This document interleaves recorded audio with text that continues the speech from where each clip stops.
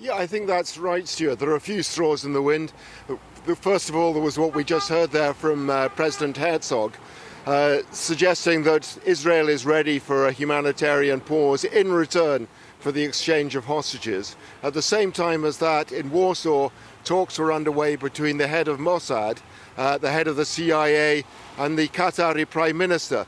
Those three were all involved in the last humanitarian pause, which led to the release of 110 hostages, 240 Palestinian prisoners, along with Egypt as well.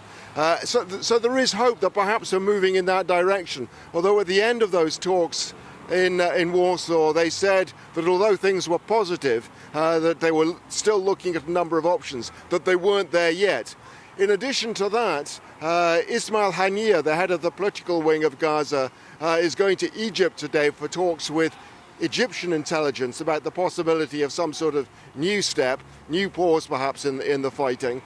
We don't have any details at this stage, but with those three straws in the wind now, it does look as though we're moving towards a humanitarian pause in return for the release of hostages.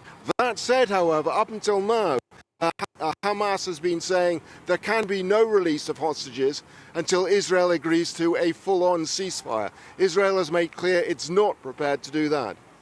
Yeah, Rob, on the one hand, though, we've got this talk of a potential temporary ceasefire of some kind. On the other hand, there's also talk, isn't there, of extending operations within Gaza.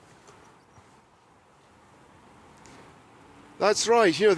Israel has said, really since the start of this ground offensive, that the only way to get concessions from Hamas, the only way to make it come to the table, is to build up the military pressure to ensure that it takes those steps. So yes, I think we're going to see increased military pressure over the next few days or so as it tries to make that point. Already, Israel says it's pretty much in charge now in the north of Gaza, that it has destroyed the northern brigade of Hamas, that it controls now the Jabalia refugee camp, and that it's about to start new operations in central Gaza and perhaps start operating towards Rafah. That's the town on the border with Egypt.